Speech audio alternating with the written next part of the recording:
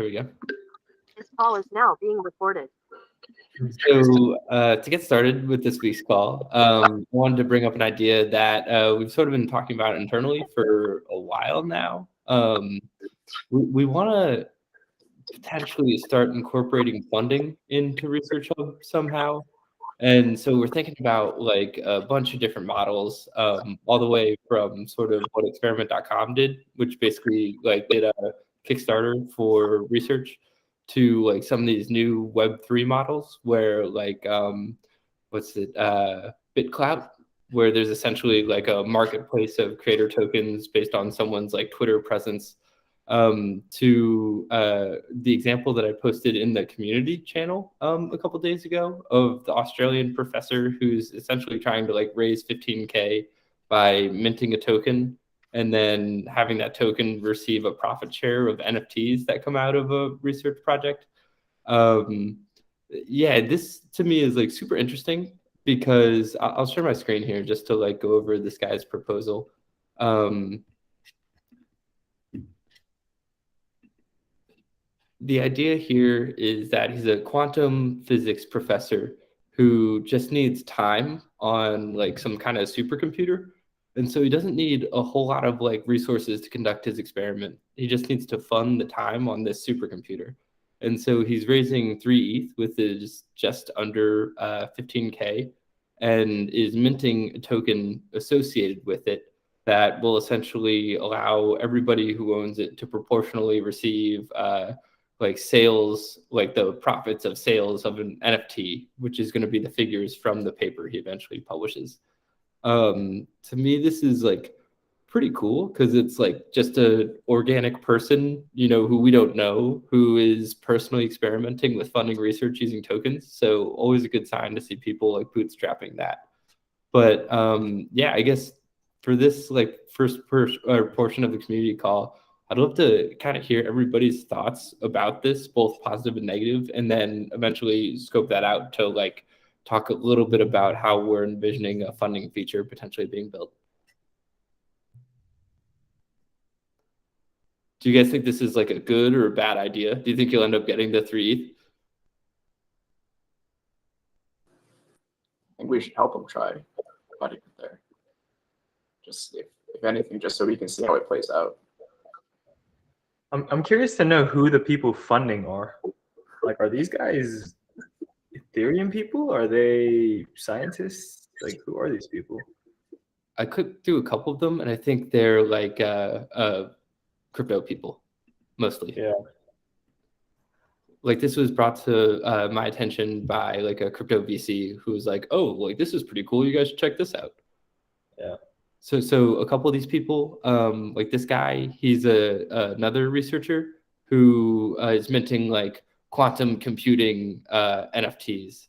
I think he's like a researcher slash designer. So there's like some kind of quantum coherence happening in the movement there. But yeah, apparently a community of NFT crypto people, essentially. Is Brian So like... Sorry, you can go. Thanks. Is the idea maybe if the goal is not reached for ResearchHub to sponsor like till the end, so they also get promotions out of it? What we have been kind of toying around with is the idea of like a Patreon using Research Coin potentially, where researchers could say, hey, like, you know, anybody who donates X amount of Research Coin could get tier 1 of extra content. And maybe tier 2 is like a personal call with the research team once a month. And maybe tier 3 is like IP rights to any knowledge that's produced by the research project. Like thinking about how researchers can, in a Patreon style way, help incentivize like their community members to give funding.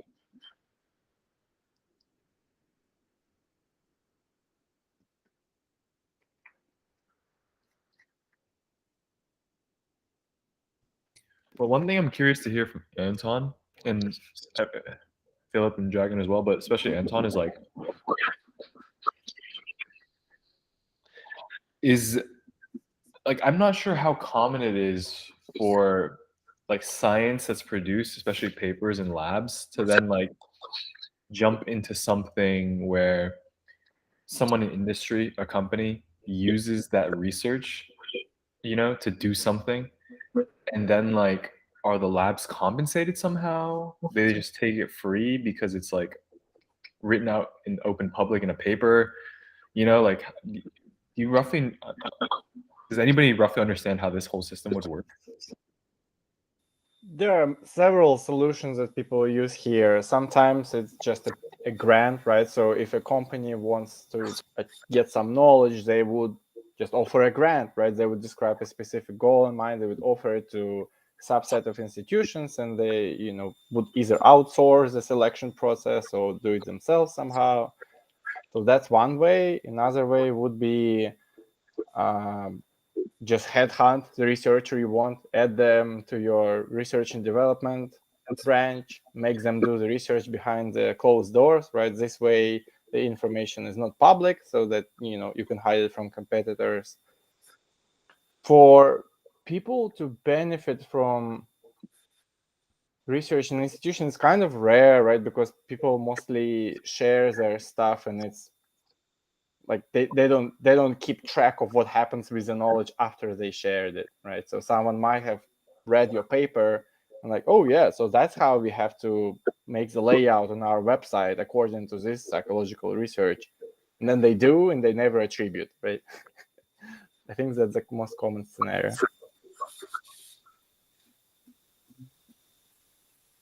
Yeah, and patent your stuff, huh? Yeah, that's the thing that I was thinking about the Patreon tiers, right? Because it's a pretty non-typical for research, especially like modern day research, to hide some content behind paywalls. That's kind of would probably be judged by other members of the community. But if it's something, well, we have to think about the connotational, right? We'll have to make it something that's not super like valuable, right? Because if it's super valuable, just share it for free, kind of thing.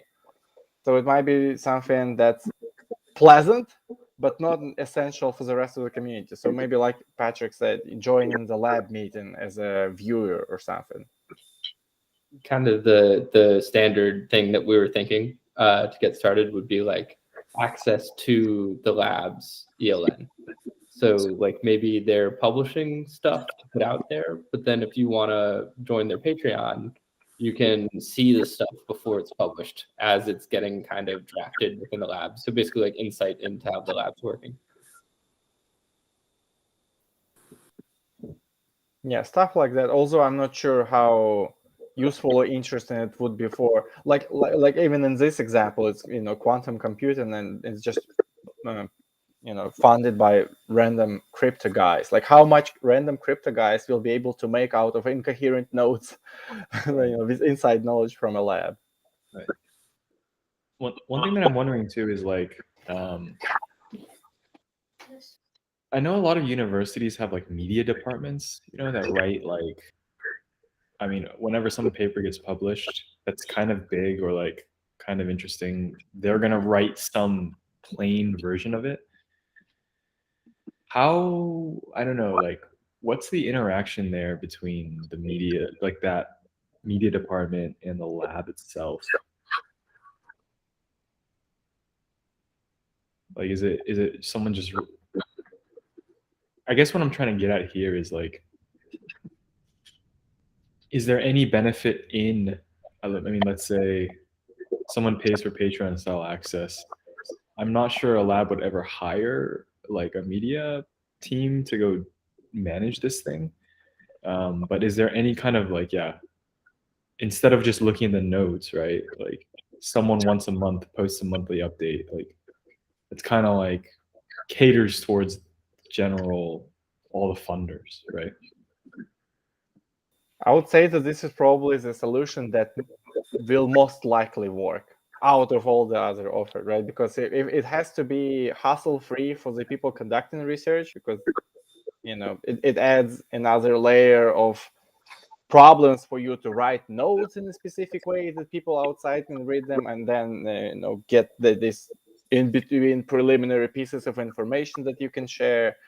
Maybe as part of the funding, you're right, there would be some person involved that would be paid part of it to compile those preliminary pieces of knowledge into something digestible for the general public.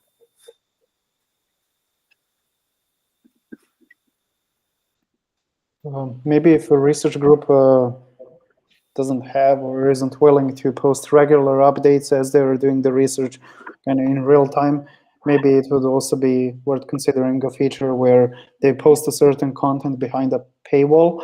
So the users on the platform have to contribute, 100 research tokens, and then it becomes publicly available. So it's literally a paywall that gets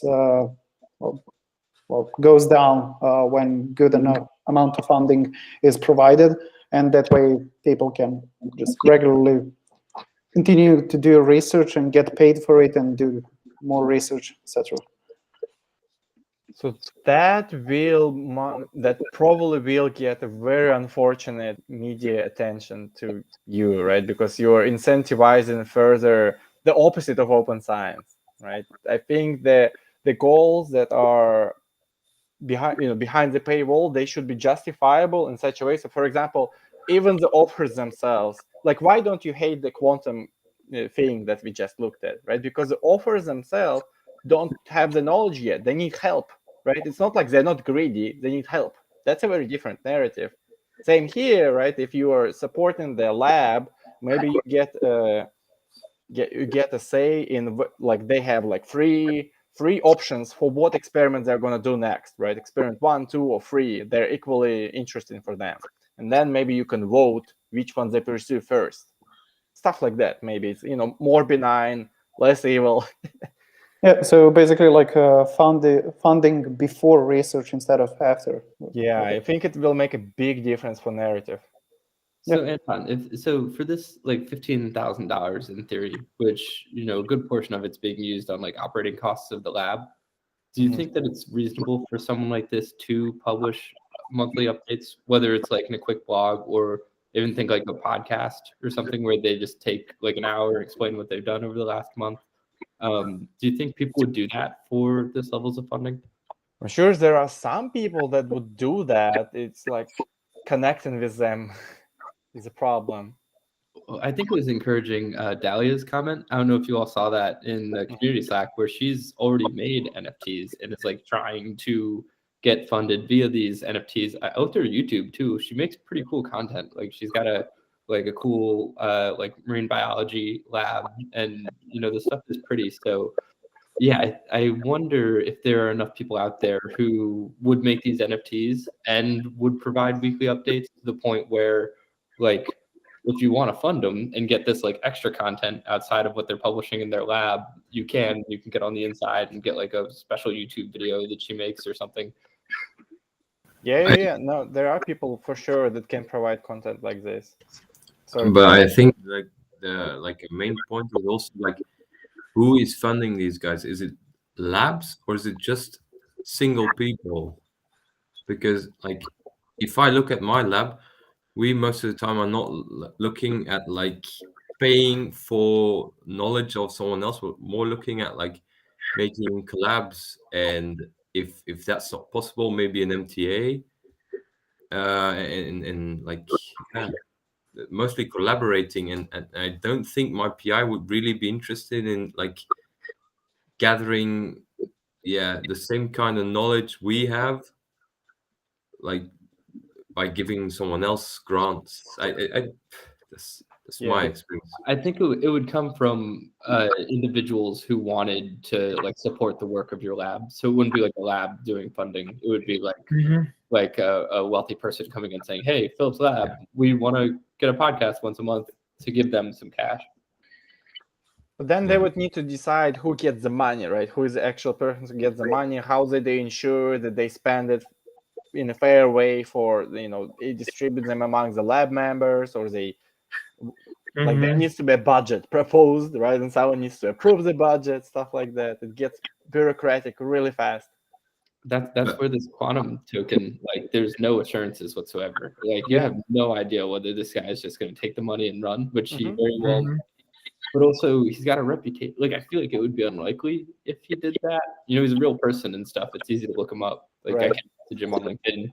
You know, yeah, I I think wonder so. if we can get away with, especially with smaller amounts of funding, like not necessarily requiring like you hit checkpoint A, you get funding release B because of it. You hit checkpoint C, you get funding release D. You know, if we could start out with smaller stuff like this, and then eventually, once we build something, scale to like big grants to Phillips Lab. You know, where it makes sense for their PI to care about it. Yeah, maybe like once the grant is of a certain amount, maybe you can like how grants are awarded these days. Like someone comes to your lab, has a quick picture. Like I don't know, maybe if the grant is worth 25 or 30K, maybe you like organize just a single event, like really small. Someone comes to your lab for 5 minutes, takes a photo, and then you have someone from ResearchHub, for instance, and like someone from that lab, and then yeah, it's probably a real person. I don't know if it's feasible, of course. It's maybe if we're bigger, but I don't know. I'm sure people would do that. Like I know the quantum biology lab that we're talking to, like they would definitely do something like that for 25K in funding. So yeah, That's interesting. I feel like what you're describing, it almost feels like there needs to be two eras of the funding, right? So this you're speaking about more like in 5 years or in a year, depends on how explosive everything is, right? Where the grants are so big and the infrastructure is so developed that we can afford to have like reporters who come into the lab and people on the quality control, like actual grant agencies, stuff like that. But maybe during the first time, perhaps maybe we should focus on small amounts and no strings attached. Why? Because no one will be able to enforce those strings attached with a small crew, right, that you have. I mean, that's like a lot of crypto funding is just like that. Like if you back in 2017 did an ICO, like you'd give people money hoping it would work out, but there were plenty which did not. So Yeah. trust it. Yeah, that's true. So in that way, actually, it's good. It's finally good to have crypto people on board, right? Because they're used to such, interactions. And even like most of the crypto projects this happened with, it's from like Sudan, like anonymous developers, right? And so this professor is not anonymous. You know, it's very clear who he is, where he works. Like, I think that's fairly safe. Cool. I guess Kobe, do you have any other questions when it comes to this? Just for big picture. Yeah, I guess the main thing I'm trying to figure out, and I know maybe contradicts a lot of like, science in general being open and whatnot, but like I really believe that, or at least I would want to create to contribute to like a society where scientists earn more money. I think that I honestly think that they could earn more money, and right now I know a lot of them are against it because like it maybe some of it goes against with like what they're trying to do, which is like to discover knowledge and new things. But I'm just trying to think about like if we were going to go with this model, and I know it's up in the air, like I'm trying to brainstorm ways in which, like, if I fund a project like this Cosmos thing, how can I, as the funder, and also the scientists I'm funding, earn money? So like right now, it's like I'm giving you money to do exactly what you need, and that's it. There is no return on my investment so much, other than like you give me access to a podcast, which is great, or something like that. But like we need more incentive, and I'm struggling with that. And I'm just thinking like maybe you guys have some ideas here. One idea which Dali had, I think, is worth mentioning is some of these NFTs can be programmed so future sales go towards some kind of wallet. So maybe like if like an NFT is minted alongside the project, And like Dalia mentioned, like 2% of every future sale of that NFT goes directly to the lab that issued it or something. Okay. And so the NFT, like if I'm an investor at the very beginning, I buy the NFT, thinking, maybe the NFT will appreciate in value. And every time it trades, maybe the lab gets a small kickback for that. It's interesting. That is the investment route, but we don't know how the population will take it, right? Maybe actually everybody will be okay with the same format as Patreon and YouTube, right? You give people money, you don't really ask what for, right? You give them money for comfortable life, so they can continue doing what they're doing because you want more of what they're doing, right? So there is a scientist, right? And you just want the scientist to like pay their rent and do whatever thing they can do next. And so you're willing to subscribe and like $5 per month or something. So they might be on a yacht in the next month. You don't know that, but the same goes for other services. Yeah. And I think like that's the other part of it, which is like we want to create like a world where like scientists, researchers, like they get to do the things that they want to do, not the things that they have to do because there are just so few funding bodies. So that could be like an incentive by itself. Yeah, I think it's good for us that the world has been prepared for the paradigm of content creators, right? And scientists, we can try to convert scientists into content creators, right? You just produce interesting, novel stuff, and people like that and they support it. That's huge. Parts of incentives for those supporting content creators is just being mentioned. So like, here are my Patreons. So yeah. Wait, I don't quite get that, Dragon. Can you explain that a little more? Yeah, so I know YouTubers that are being sponsored on Patreon usually, post a list of Patreons at the end of the video.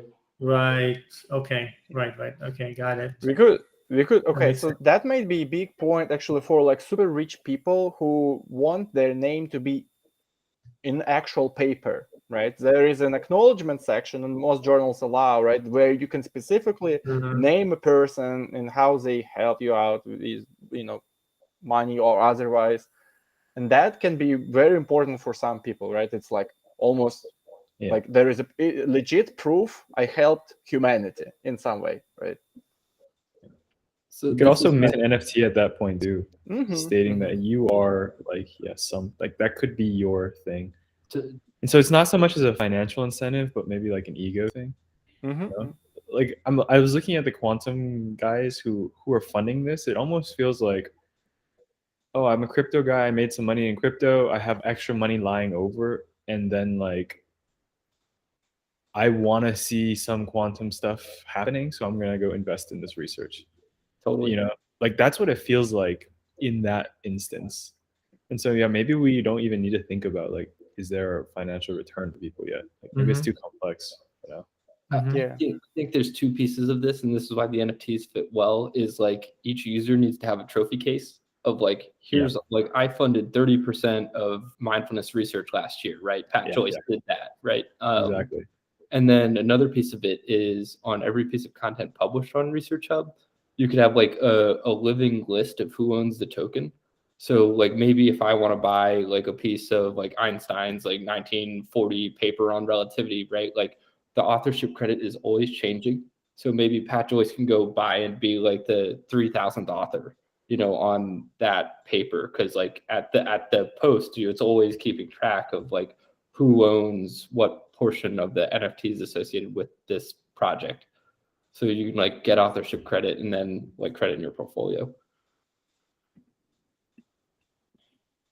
But like in the end, won't like all the rich people get all the credits? But that's what science kind of is, right? Like the NSF, NIH, like I think there are big funding bodies that if we give them more credit, it's kind of why they're doing it. Yeah, there is one other thing. Sorry, Anton, were you going to say something? Because I can. No. Yeah, I was just about to say, like, let's say we do go with this model and like people can self-fund and whatnot.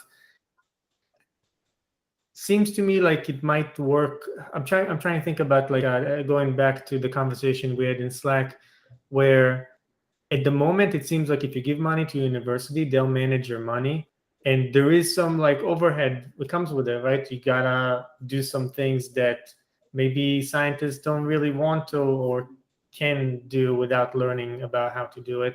So like if we go with this approach, do you guys think that this particular portion of the management of the funds will become a big problem? Or is it like not something we should really concern and kind of see what happens? Well, if you go with the model no strings attached, and there is no management, so nobody cares. I think. Do we know if like? Oh, go ahead, Joyce. Sorry, just to jump in here. I think what Dalia was describing was basically like I mint NFTs, I sell a portion, I now have 1 Bitcoin worth. Like, what happens to that Bitcoin? Like, do I just hold it in a wallet, or like Thomas has been thinking about stuff like this, where maybe it goes into a liquidity protocol, and I'm like earning interest on my 1 Bitcoin and withdrawing monthly allocations out, like as I need them.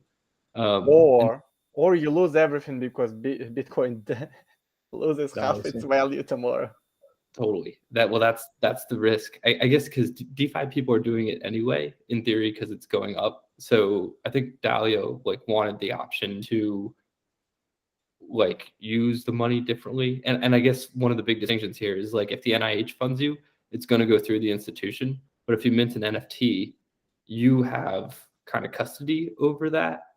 And so yeah, you have control of the funding. It's not like it goes through your lab's bank account and then the institution takes 50%. Like you have the keys. So I'm sure that would piss people off in like an Uber kind of way, but it's sort of compelling that you could maybe be earning 20%, on your grant over the year rather than it. I don't know. There's something that would piss people off there, but I don't know if we should think about that specifically right now because I think it's a little bit too complex. Because that's like, it's almost like when you raise money for a startup, like, oh, you have now $5 million. Should you put it into a high yield savings account? Right. And like people are just like, don't even worry about that because like it's kind of a waste of time. So one thing that I'm thinking about here is like, really, how do people use the funds? Because like if I'm trying to, I don't really know the process, but like I'm imagining if I'm trying to hire somebody to work in my lab, like I would go through the university because I don't have that setup, the organization setup. So I can't just hire this person. I have to go through the university. But then it's like, I have the Bitcoin. How does the funding work? How does this, like, do I just put it into my like, does the university give me a bank account I can hire from, like a piggy bank? So it's like, there is something here where we have to go back and forth, I think, like if it's some small stuff, like, oh, I'm buying equipment for my lab, whatever, sure, I think that's fine. But if you're like, oh yeah, I just raised like 20 ETH and now I want to hire like 2 people to help me do this thing, I think that becomes way tricky. Like there's way more process that needs to be involved, Yeah, that's one of the biggest things that you guys will have to fight, right? Because the thing about great engines in universities, they are integrated on so many levels. Some would even probably say that, get 20K cash would be less desirable than get 20K grant, right? Because with grants, yes, they take a cut, but the thing is, you can use this cut. Sometimes there are returns to fund your students, right? And the one that's who does the research, right? The majority of research probably in the world is conducted by grad students, and you get grad students by, they enroll in the university. They actually pay money to university, not to you, right? And your grant money can cover their tuition, and it can cover their like expenses type and stuff like that. And that might not be an option in some universities to just pay students with cash. They're like, we don't do that, right? We need to pay to admin and stuff like that. Or you will have to pay like 10 times more in cash than you would have paid via grant, right? Because it's coming through this weird external source that's not, monitored or managed by the university. I think we should just like get in contact with this quantum guy and like ask him how he plans to do all of this stuff, because he's doing it. We could just ask him, and we should have Brian like probably signal boost it by like retweeting about it or something as well. That's and a get good there. idea. Maybe him or some other person. Yeah, it'll be good to learn from them. So that's something I wanted to tell Philip, right? Because it feels like it's just me personally. Like I don't think my area would contribute from that, right? Because you need an army of grad students and everything to do research. You need IRBs, you need access to participants. But there are some areas of research where it's more or less like 1-2 man jobs, right? You need anyone, right? You need to hire a supercomputer for 2 hours, all right? Or you need to collect participants online. Or you need to buy a speedboat and get to the nearest reef and collect the samples or something, right? So those are probably the types of research that you guys need to be targeting, right? Because they will benefit greatly from those micro grants, which I think should be the first step. At least for now, I think until we learn from it and maybe can, it makes sense. And I think like, I'm thinking like out loud, like my guess is that universities like will do a bunch of things for you, as you guys mentioned, like they'll give you facilities to conduct your experiments and stuff like that. And as a result, it makes sense why they collect some kind of a cut too. I think Anton, or maybe someone mentioned they do collect some kind of a cut from the funding. It can be like 50% at times. Yeah. So, okay. Like you really need the university. Like if we bypass them, then where are you going to do your experiments? You're going to do them at home? Like, so, okay. I'm just thinking out loud here. But yeah, the micro thing makes a lot of sense right now, Anton. It could be, if you want, perhaps it would be wise to target the grad students, right? Because they some of them can provide, ultra quality content, and they are more money desperate, and their facilities are already taken care of, right? They already have access to the research stations and whatnot. But sometimes they do have, they're short on money, especially the summers. You could probably start a summer funding program or something like that, because it's a thing for many students in America, I know, but maybe in Europe as well, where the university covers your tuition throughout the semester, but during the summer you're supposed to, I don't know, get money from somewhere. They don't specify. So maybe you could cover those gaps so they can do something, research related that they can post on ResearchHub. So we're at like half an hour now, a little bit longer. I just have one more question on this topic. Anton, do you think it's possible if we started to aim for those kind of smaller projects? Do you think this is something that could transform into larger grants like over the course of a decade? Or will we like always be sort of dealing with smaller stuff when it comes to like trying to fund via NFTs?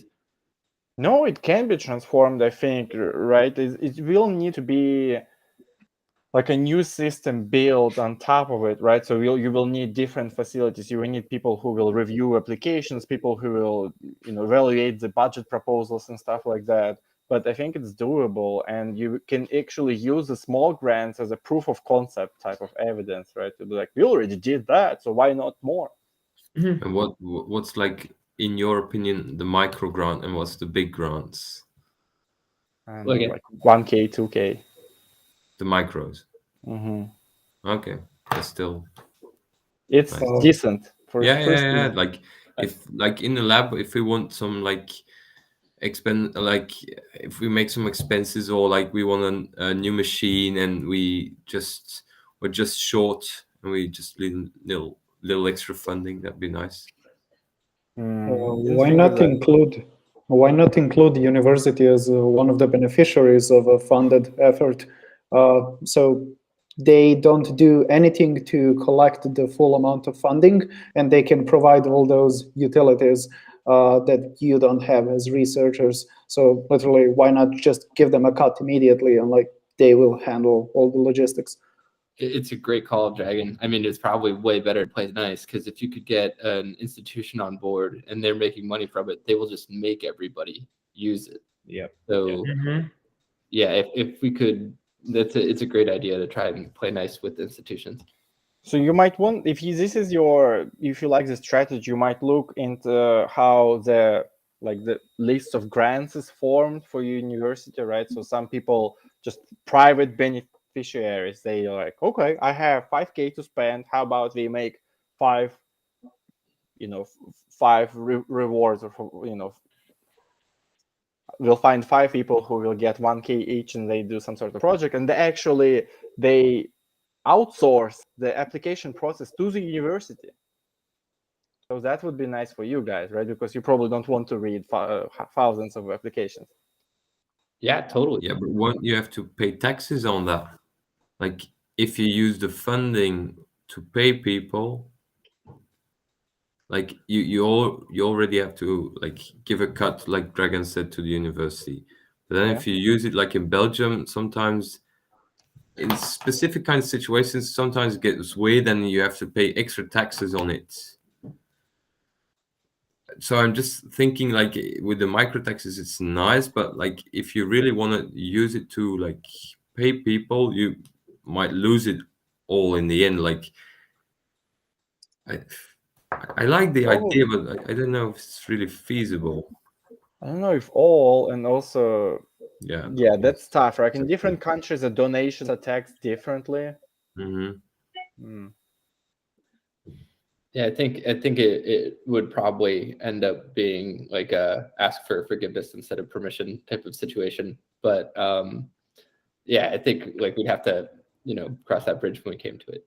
So we're at like 40 minutes now, and there were a couple other things that I wanted to talk about, but like they're not necessary whatsoever. So yeah, just curious if anybody like wants to stay on for another like 5-10 minutes. Yeah, I just wanted to check, like, what's the timeline of the NFT proposal? So we're thinking about what we want to build as our next major feature. We're working on the hypothesis evidence graph now and the ELN, which like will probably get to a pretty like decent state by halfway through Q1 of 2022. So we're thinking like during the first portion of like 2022, what should we then start to focus on? And yeah, funding is an attractive one just because it makes our token make a little bit more sense. We could generate some revenue from it, and I think it would actually help like complete the flywheel of researchers need funding. Like they'll create content in order to get funding. Funders want content, they'll give funding in order to get content, and there's a nice positive flywheel that develops. So yeah, it's probably like within the next 6 months, potentially earlier. Cool. So I guess next thing quickly, Pat or Kobe, do you guys want to quickly go over the hypothesis, what we've got so far? Yeah, we can share the staging. And this is kind of like a intermediate version. So we're making lots of changes. So feel free to like suggest anything that you guys think should be better or different. You have a big monitor, Kobe? On my monitor, it's too squished. I'm not connected to my monitor. Yeah. Can you guys see my screen? Yes. Yeah, looks good, Kobe. Yeah, so I think the main thing we wanted to focus on in the next iteration of the hypothesis evidence graph is to improve on a few things, mainly the user experience. Let's go to the production site real quick. Show you the difference. Yeah, so as you can see, like it's kind of lacking some direction. It doesn't work in like certain resolutions, and it's a bit like confusing, like the user interface and stuff like that. So we're in the process of like optimizing it.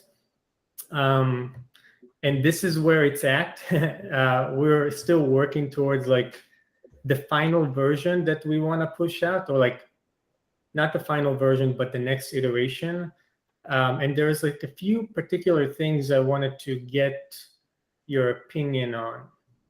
So basically, as you can see now, there's like it's like a side-by-side thing. We would likely change it. It's not going to be like a side-by-side thing. It's going to be like a single table, but really outlines more nicely like what is a supporting source and what is a rejecting source. One of the things I wanted to get your opinion on You know, we're working on that. But one of the things I wanted to get your opinion on is like, should we require people to leave a comment when they like support a source or reject a source? And also, should we make it optional? So like, for example, adding a source, perhaps you could leave a comment, but I'm more specifically talking about like when you come to this page and you downvote, you guys can ignore the user interface still in the works, but let's say I downvote like this particular source. Should I be prompted to leave a comment about why I done so? Do we think it's going to be beneficial for the feature? Or do we think it's going to prevent people, that's going to be annoying and prevent people from like utilizing the feature? So yeah, let's start with that. I think it's going to be the later. What was the latter? You think it's going to be annoying? It's going to be annoying. I think the place where you should maybe ask or even demand for a comment is for the part where people add a source, right? You kind of like add another window or like add another line where they describe like why is it relevant. Yeah. And maybe for consent, maybe replace consensus with like relevance or relevant or something like that, because consensus is out of context. Yeah, we're gonna remove that. Yeah, we're restructuring this a little bit. Yeah. So yeah, I think so. You guys, is it fair to say that like leaving a comment when you add a source is something we should push the user to do, but when you engage with this feature, maybe we'll just let you upvote and downvote like freely without prompting you? Another thing I was thinking about is we could prompt you one time and ask you, do you want to leave a comment? And then you dismiss it and we never prompt you again, kind of thing. Just an idea. I have a question. Why would you ever add a comment as you're adding the source? Like the source is the reason why you're adding it, right? Like it's the paper itself that has all the reasons that you're posting it. And maybe some mix of like, if you don't post a comment, we'll charge you 2 tokens. But if you do leave it, then like it's free because you gave a reason. So maybe some mix of that kind. Yeah, I think the comment thing, we're not like super entirely sure like the value of a comment. We wanted to have a discussion on the source, like, and it can be like an open discussion. Is there any particular specific direction you would think comments would be valuable on a source? Like what type of comment, and you may raise a good point, Dragon, because it's like, what type of comment are you going to leave on a source? Are you going to explain why you added the source? And like, are you going to quote from that source? Like what type of discussion do you guys think? I kind of think, Dragon, you underestimate how much garbage people will post randomly in there. And how quickly it can become unusable if you don't prompt people to explain themselves as they do it.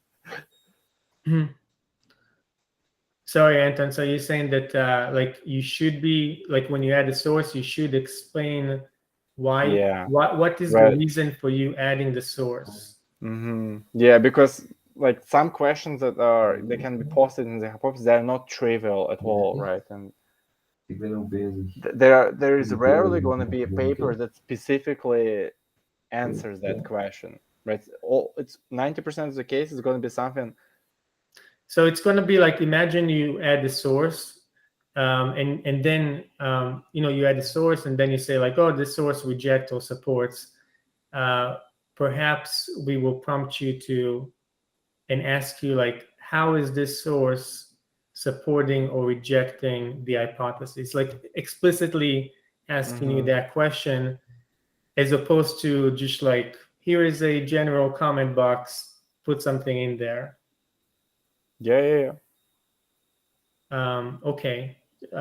Yeah. Do you guys agree, by the way, that we should guide the user towards like entering a specific type of comment, or as opposed to like a general put like your thoughts kind of thing? And I'm talking about at the time you add the source, like. What's really the difference between the two types of comments? I think it's just one type of comment, but maybe right now, like I'm just envisioning like we're going to prompt you to add a comment, and if we don't give you some guidance, then two things could happen. Like one, it could result maybe in organically like a really good conversation, or it might, like no one might actually enter a comment ever unless we explicitly ask them to put something like, how is this supporting or rejecting the hypothesis? Yeah, like what is the connection to the proposed hypothesis? Something Yeah, like what that. is the connection? Okay, thanks guys. I mean, that's like the main thing I wanted to talk about right now. I know we're kind of like running out of time, so maybe Joyce, like you wanna. one remark still, like when you've got like the sidebar, me personally, I would enlarge it a little bit more because it's really like hidden somewhere, and it's kind of the consensus of like the whole hypothesis feature. And it looks like, yeah, you see all the arguments for and against, but I also want to see what's really the consensus. I see. You mean is sidebar, or you mean like that area of like? Yeah, like with the green, like that you had before per paper, but now on top, like, or it was on the right side. Right. You want that to be highlighted more? Yeah, like maybe a little bit bigger, because now it's like it's more focused on the arguments, which of course that's what we want, of course. But like I also want the consensus to be like a little bit clearer. Yeah. Yeah, makes sense, Philip. Yeah.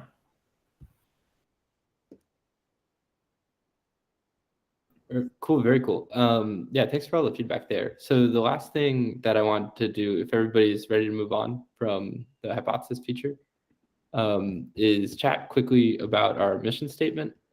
We mentioned this like a little bit during our offsite, and we've been talking internally about potentially like what ResearchHub's mission statement is going to be. And so we've got it down to 4 different choices, and we'd love to hear from the community, like which one out of these 4 do you think is most appropriate?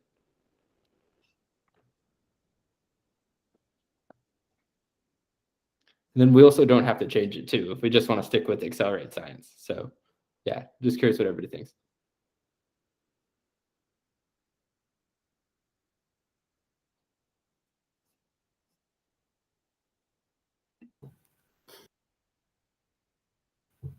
We use the word community a lot, but to me, yeah, look, like as a scientist, it looks more like something you use on Reddit, or like I know we use it a lot, but like bringing people together is more like simple. I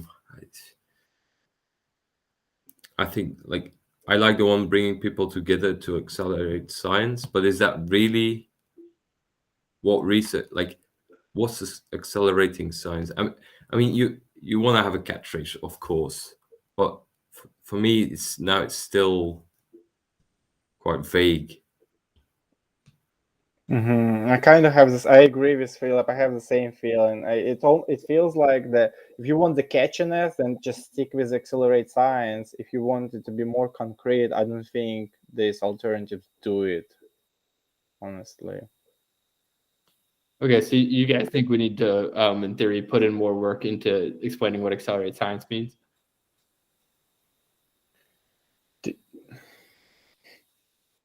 The way that I parse these sentences, it seems that like first and third one basically explaining like ResearchHub is a platform that is there for people to use it to actually accelerate science. It's not ResearchHub itself that is doing the acceleration.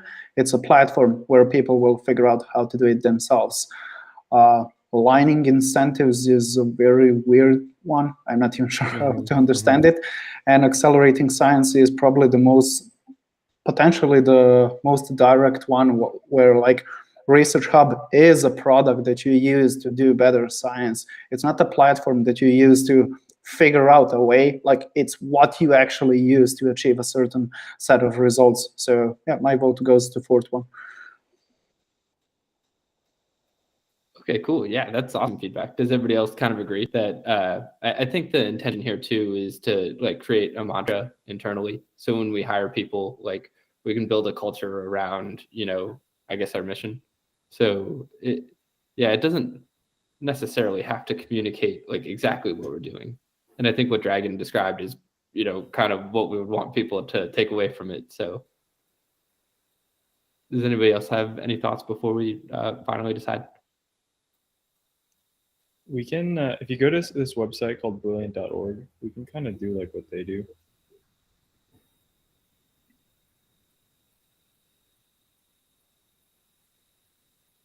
Right You here. see, their mantra is like learn interactively, but then they have a statement of what that means.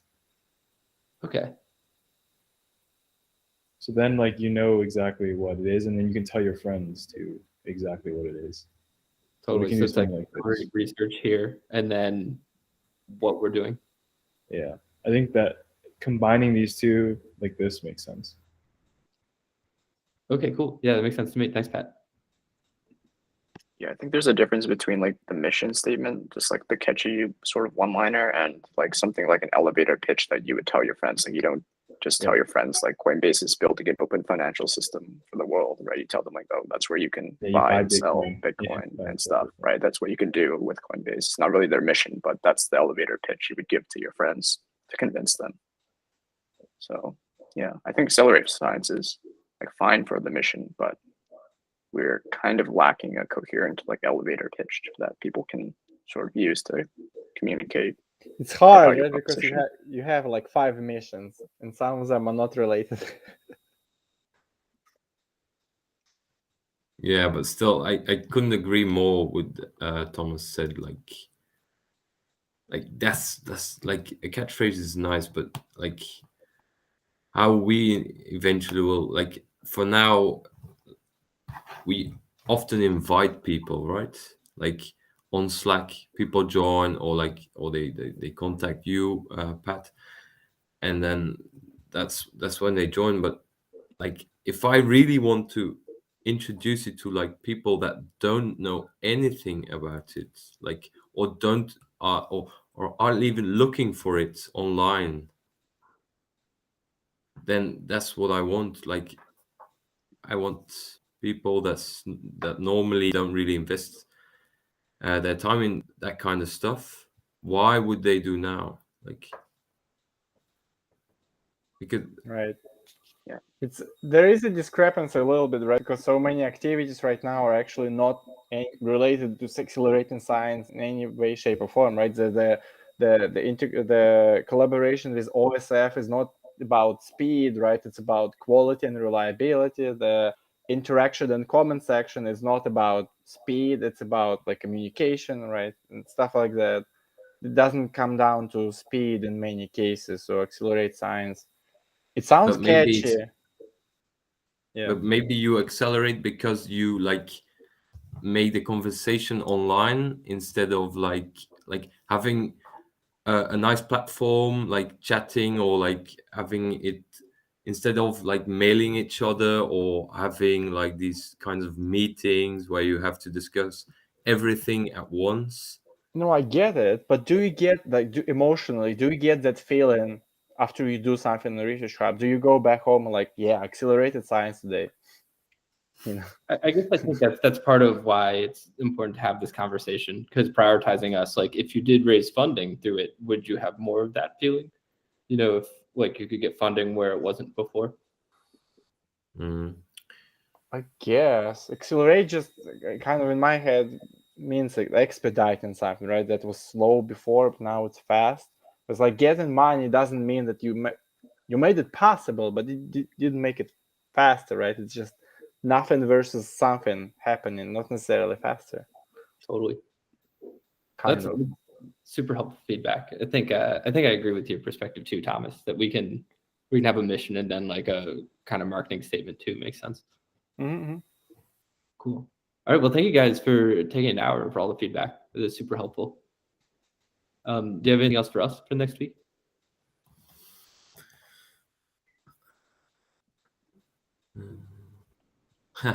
I see there's someone on top of the leaderboard, but like the reputation points are a little bug. Because Anton, you're on top, but with 2,000. Oh, am I? Yeah, the reputation and the research coin. Yep, needs revision. Yeah, we definitely need to address that, and we plan on building like a little bit to help with the power user program, helping to make like comments more discoverable, that kind of thing. Yeah, I haven't been really active on ResearchHub, but recently checked. It was really nice. I like had tons of notifications. I think that's really that's what I wanted. Like now I can go to these notifications, start discussion, and don't have to look up like a couple of months before. So good work, guys. Credit to Anton. Anton's doing almost it completely unilaterally, so for sure. Thanks, guys. Okay. Good job. Cool. All right. Well, until next week. See you, everybody. Bye, See you, everyone. everyone. Cheers.